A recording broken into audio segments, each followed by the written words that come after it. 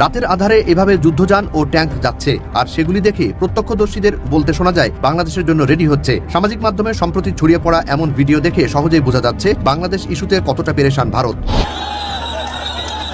সময় দুপুর 1টা, শাহবাগ ছেড়ে আন্দোলনরত প্রশার্থীদের যাত্রা যমুনা অভিমুখে। ডক্টর ইউনূসকে একটা শিক্ষা দিতে একটা সার্জিক্যাল স্ট্রাইক পরিচালনা করা দরকার ভারতের। এই মুহূর্তে ভারত যে সিদ্ধান্ত নিতে যাচ্ছে, যদি সত্যি সত্যি তারা বাংলাদেশের বিপরীতে সার্জিক্যাল স্ট্রাইক পরিচালনা করে, তাহলে পরিণতি অত্যন্ত ভয়ঙ্কর হবে। দ্রুত ভেঙে যেতে পারে বাংলাদেশ।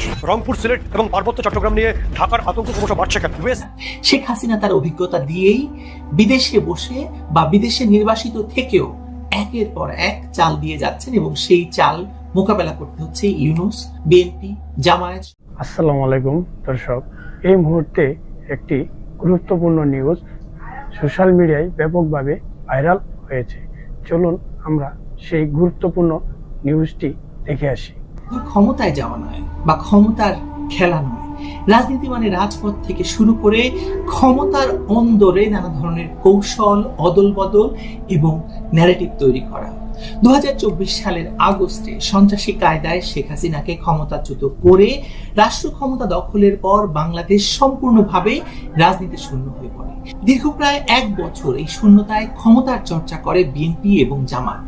আসলে বিএনপি এবং জামাত এই অরাজনৈতিক চর্চাটি বাংলাদেশে সবসময় করে এসেছে।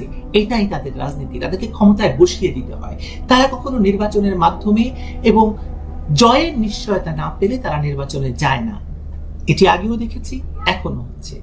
এনসিপি নামে একটি দলের জন্ম দিয়ে তাদেরকে দিয়ে মবগিরি, গুন্ডাগিরি করানোর চেষ্টা চালিয়েছে ইউনূসের ডিপ স্টেট। কিন্তু এই ভয়ঙ্কর অবস্থার মধ্যেও দেশে যেটুকু রাজনীতি অবশিষ্ট আছে সেটুকু করে গিয়েছে কে? আওয়ামী লীগ এবং শেখ হাসিনা। শেখ হাসিনা তার অভিজ্ঞতা দিয়েই বিদেশে বসে বা বিদেশে নির্বাসিত থেকেও একের পর এক চাল দিয়ে যাচ্ছেন, এবং সেই চাল মোকাবেলা করতে হচ্ছে ইউনূস, বিএনপি, জামায়াত সকলকে। আর সর্বশেষ তারেক রহমানের দেশে ফেরা, যা নিয়ে শেখ হাসিনা কিংবা আওয়ামী লীগ শুধু নিশ্চুপ নয়, বরং পেছন থেকে কলকাঠিও নেড়েছেন কিনা সে বিষয়টিও আজ নানাজনে প্রশ্ন তুলছেন। আজ হোক কাল হোক আমরা ঠিক জানতে পাবো এর পেছনের কারণগুলো।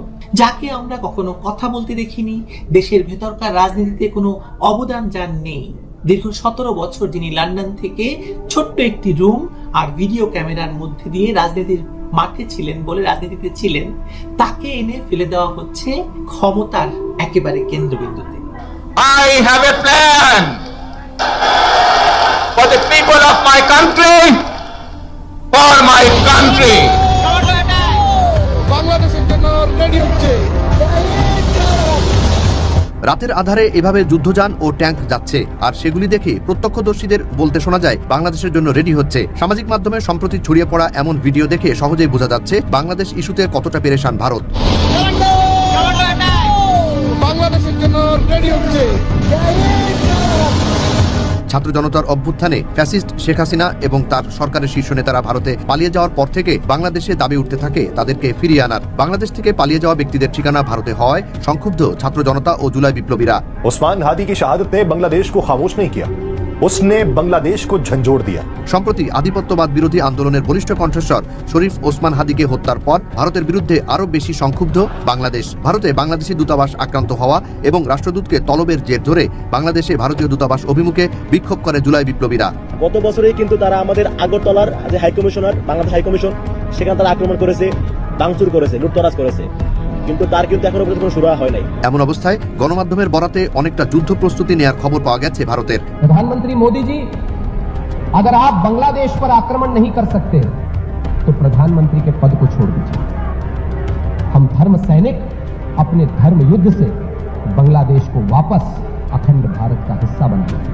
বাংলাদেশ সীমান্তের কাছে চিকেন স্নেক হিসেবে পরিচিত শিলিগুড়ি করিডোর ঘিরে সম্প্রতি ভারতের কিছু সামরিক তৎপরতা, সীমান্তের কাছে আসাম ও উত্তর দিনাজপুরে 2টি আর্মি স্টেশন স্থাপনের কাজ শুরুর খবর পাওয়া যায়। বাংলাদেশে রাজনৈতিক পট পরিবর্তনের কারণে নতুন ভূ রাজনৈতিক প্রেক্ষাপট এই সামরিক তৎপরতার পেছনে অন্যতম বড় ভূমিকা রাখছে বলে জানায় আন্তর্জাতিক গণমাধ্যমগুলো। এতদিন পশ্চিম ফ্রন্টে বেশি মনোযোগ দিলেও শেখ হাসিনার বিদায়ের পর পূর্ব ফ্রন্টেও বেশি মনোযোগ দিতে হচ্ছে ভারতকে, বিশেষ করে চিকেন স্নেক বা শিলিগুড়ি করিডোরে। শিলিগুড়ি করিডোর হচ্ছে ভারতের আঞ্চলিক অখণ্ডতা ও নিরাপত্তার প্রশ্নে খুবই স্পর্শকাতর এক এলাকা, যা ভারতের উত্তর পূর্বাঞ্চলীয় 7 রাজ্য বা 7 সিস্টার্সকে সংযুক্ত করেছে। আবার এই এলাকায় একাধিক দেশের সঙ্গে ভারতের সীমান্ত রয়েছে। এখানেই থেমে নেই ভারত। 24 ডিসেম্বর মঙ্গলবার বঙ্গোপসাগরে পারমাণবিক সাবমেরিন থেকে একটি মাঝারি পাল্লার ব্যালিস্টিক ক্ষেপণাস্ত্রের পরীক্ষা চালায় ভারত। সাবমেরিন INS আরিঘাট থেকে পরীক্ষামূলক উৎক্ষেপণ করা হয় K4 ক্ষেপণাস্ত্র। পরীক্ষাটি চালানো হয় অন্ধ্রপ্রদেশের বিশাখাপত্তনম উপকূল থেকে। বাংলাদেশের পাশাপাশি চীনের আধিপত্য মোকাবিলাও ভারতের জন্য আগে থেকে গুরুত্বপূর্ণ, কারণ শেখ হাসিনা ক্ষমতায় না থাকায় ভারতের প্রভাব মোকাবিলায় চীনের সাথে সামরিক ও কৌশলগত সম্পর্ক বাড়ছে বাংলাদেশের। এদিকে বাংলাদেশের সাথে পাকিস্তানের সম্পর্ক ইতিবাচকভাবে বৃদ্ধি পাওয়ার প্রমাণ পাওয়া যায়। শরীফ ওসমান হাদি খুন এবং ভারতীয় আধিপত্যের বিরুদ্ধে বাংলাদেশের পক্ষে খুব বেশি সরব পাকিস্তানি মিডিয়া। अब पाकिस्तान और बांग्लादेश का बचा बचा जो है वो उस्मान हादी है। उस्मान हादी को तो शहीद कर दिया, लेकिन उसकी सोच को शहीद नहीं कर सके। आज मुकम्मल तौर पे भारतीय आजादी जो है उसको रिजेक्ट कर चुकी है बांग्लादेश की।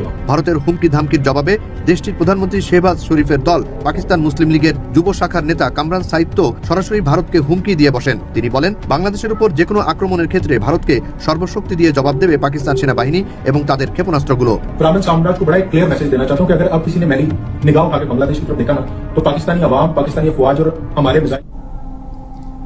জয়পুরহাট জেলার পাঁচবিবি উপজেলার এটি ঘোনাপাড়া সীমান্ত। তো এই সীমান্তে 281 নম্বর যে পিলার, সাব পিলার 47, এই পিলারে কিন্তু বিএসএফ সদস্যরা দীর্ঘদিন থেকে এখানে যে ফাঁকা জায়গা রয়েছে সেখানে একদম 0 পয়েন্ট যেখানে সীমানা পিলার থাকে সেই পিলার ঘেঁষে কিন্তু তারা তার কাটা দিয়ে বেড়া দেওয়ার চেষ্টা করে, কিন্তু বিজিবির বাধায় বারবার সেটি পণ্ড হলেও কিন্তু তারা এটি অব্যাহত রেখেছে। তো গেল বছরের 19 অক্টোবর তারা এই স্থানে কিন্তু তারা বেড়া দেওয়ার চেষ্টা করেছিল। তারপর বিজিবির বাধায় তারা বন্ধ রেখেছিল। তারা আশ্বাস দিয়েছিল যে তারা খুলে নেবে, কিন্তু খুলে নাই। পরবর্তীতে কিন্তু 21 জানুয়ারি এবছরের পুনরায় কিন্তু ওইখান থেকে আবার শুরু করে দ্বিতীয় যে স্থান সেই স্থানে কিন্তু তারা যাওয়ার চেষ্টা করে। এই অবস্থায় কিন্তু গতকালকে শনিবার সকাল থেকে কিন্তু ওই একই জায়গায় আবার বিএসএফ সদস্যরা তারা ভারতের যে সীমান্ত আইন যেটি আছে লঙ্ঘন করে সীমানা পিলার থেকে 20 ফিটের মধ্যে তারা কিন্তু তার কাটা বেড়া দেওয়ার তারা চেষ্টা করে। তো এই চেষ্টা করলে বিজিবি সদস্যরা সেখানে আবার বাধা দেয়। বাধা দিলে তারা কিন্তু কাজটি বন্ধ রেখেছিল। আবার আজকে ভোর থেকেই বিএসএফ সদস্যরা কুয়াশাচ্ছন্ন আকাশে তারা কিন্তু আমাদের যে বাংলাদেশের যে সীমান্ত আছে সীমান্ত ঘেঁষে একদম পিলার ঘেঁষে কিন্তু আমাদের বাংলাদেশে লোকজনরা এখানে চলাচল করে এবং পাশ দিয়ে কিন্তু ভারতের যে সীমানা আছে কিন্তু সেই জায়গাতে তার কাটা যখন বেড়া দেওয়ার চেষ্টা করে বিজিবি সদস্যরা তারা যারা অল্প সংখ্যক ছিল পরবর্তীতে বিজিবি ক্যাম্প থেকে আরও বিজিবি সদস্যরা এসে এটিকে তারা মোকাবেলা করে। তো এ নিয়ে কিন্তু এলাকার মধ্যে কিন্তু একটা সাধারণ মানুষ এবং বিজিবি এর মধ্যে কিন্তু একটা উত্তেজনা রয়েছে যে তারা কখনো বিজিবির পক্ষ থেকে কিন্তু তারা সর্বদা কিন্তু প্রস্তুত রয়েছে যে এটা মোকাবেলা করার জন্য। তারা এই বিষয়ে এবং কোম্পানি কন্ট্রাক্ট পর্যায়ে কিন্তু তারা আজকেও বৈঠক করেছেন। তো বৈঠকের পর তো আগামীকালকে। দর্শক, এরকম আরো নতুন নতুন ভিডিও পেতে চ্যানেলটির পাশেই থাকবেন। ধন্যবাদ। আসসালামু আলাইকুম।